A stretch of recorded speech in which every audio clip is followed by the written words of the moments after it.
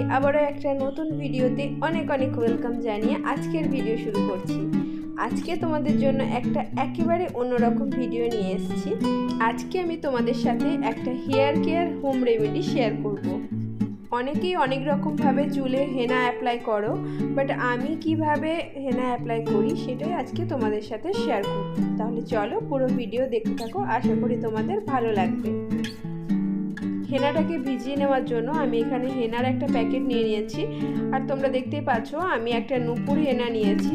তোমরা তোমাদের পছন্দ মতো হেনা, যেটা তোমাদের চুলে স্যুট করে সেরকম হেনা ইউজ করো।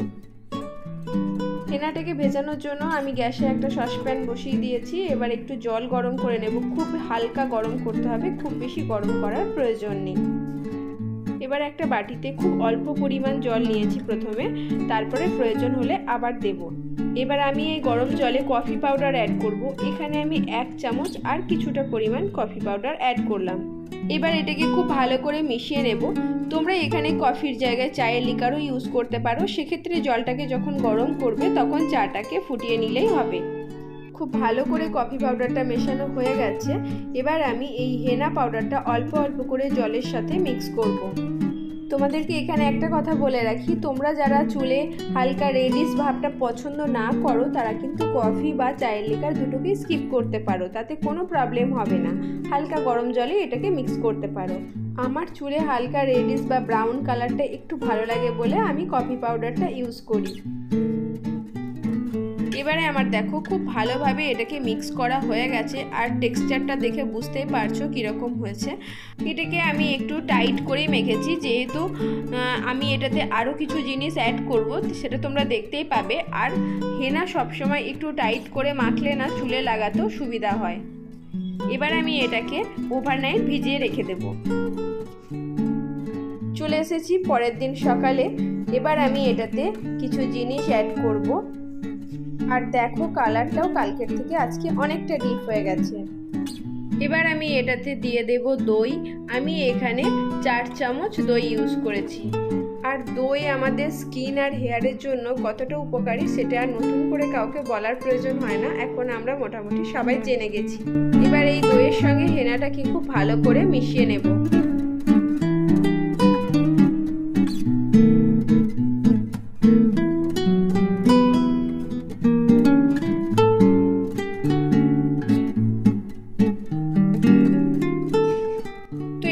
খুব ভালোভাবে মেশানো হয়ে গেছে। এবার আমি এটাতে অ্যাড করব একটা ডিম।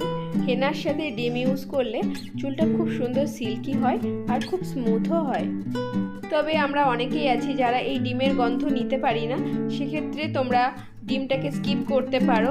তবে আমি বলবো ডিমের গন্ধ খুব একটা আমরা ফিল করতে পারি না, তার কারণ হেনাতে এমনই একটা সুন্দর গন্ধ থাকে, তো সেটার জন্য ডিমের গন্ধটা খুব একটা পাওয়া যায় না।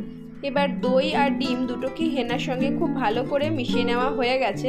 আর দেখে বুঝতেই পারছো টেক্সচারটা চেঞ্জ হয়ে গেছে। আগে কতটা টাইট ছিল, এখন অনেকটাই পাতলা হয়ে গেছে। এর থেকে বেশি পাতলা হয়ে গেলে কিন্তু চুলে লাগাতে খুব প্রবলেম হয়।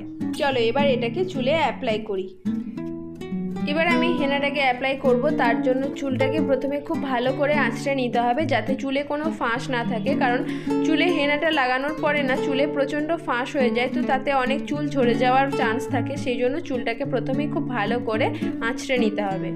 খুব ভালো করে আঁচড়ে নেওয়ার পর এবার চুলটাকে দুটো পার্টে ভাগ করে নেব। আমার মনে হয় হেনা কেউ লাগিয়ে দিলে সেটাতে সব থেকে ভালো হয়, কিন্তু কিছু করার নেই, সবসময় তো আর আমাদের হাতের কাছে কেউ থাকে না, তাই আমাদের নিজেদেরকেই অনেক সময় করে নিতে হয়। সেই জন্য আমি একা যখন ইউজ করি সেক্ষেত্রে আমরা দুটোভাবেই ইউজ করতে পারি, সেটাই আমি তোমাদেরকে দেখাবো। আর দেখো আমাদের যে ড্রেসটা পরে থাকি সেটাতে যাতে কালার না লেগে যায় তার জন্য আমরা একটা ছোট টাওয়েল ইউজ করতে পারি। চুলের লেন্থ অনুযায়ী সেরকম টাওয়েল ইউজ করবে। আমার লেন্থ যেহেতু খুব ছোট, তাই আমি ছোট্ট একটা টাওয়েল ইউজ করেছি।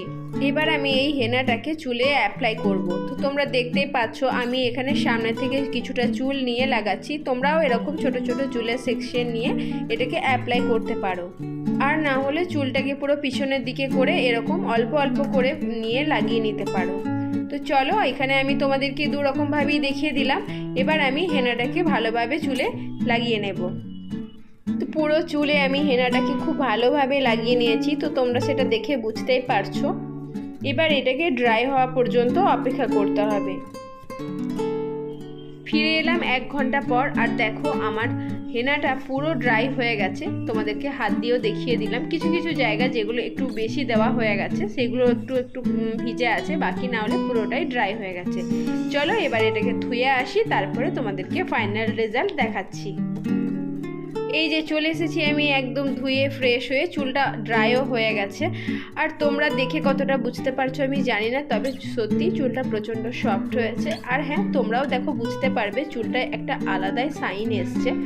আর হ্যাঁ, তোমাদেরকে এখানে একটা কথা বলে রাখি, যেদিন তোমরা হেনা অ্যাপ্লাই করবে চুলে সেদিন শ্যাম্পু করবে না, কারণ যদি আমরা সঙ্গে সঙ্গে শ্যাম্পু করে দিই সেখানে কালারটা অনেকটাই চলে যায়। চেষ্টা করবে সেই দিনটা রেখে পরের দিনে শ্যাম্পু করতে। তাহলে চলো আজকের ভিডিও এখানেই এন্ড করছি। আশা করি পুরো ভিডিও তোমাদের দেখে ভালো লেগেছে। যদি ভালো লেগে থাকে অবশ্যই একটা লাইক করবে, আর তোমাদের মূল্যবান মতামত আমাকে কমেন্টের মাধ্যমে জানাতে ভুলো না।